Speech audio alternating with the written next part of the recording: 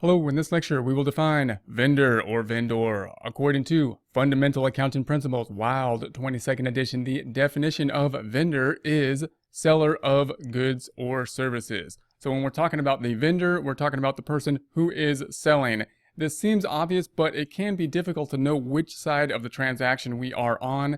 And this is especially true when we're talking about book problems, when we have to put ourselves into the actual problem. It's also the case that we could use different terminology, such as the seller of the goods rather than the vendor of the goods, and we have to know this type of terminology as well. So for example, if we have the person who is purchasing on the left-hand side, we can also define that as vendee, a term we don't see quite as often. We usually see the purchaser of the goods, but on the right-hand side, we have the seller of the goods, which we could define as the seller here, but also often described as the vendor. The vendor of the goods is going to be a common term that will be used in many transactions and many textbooks. So we have to know which side of this transaction we're on. And obviously the difference between these two words is slight in terms of the vendee, the person who is purchasing, and the vendor, the person who is then selling. We need to know the distinction between these two terms.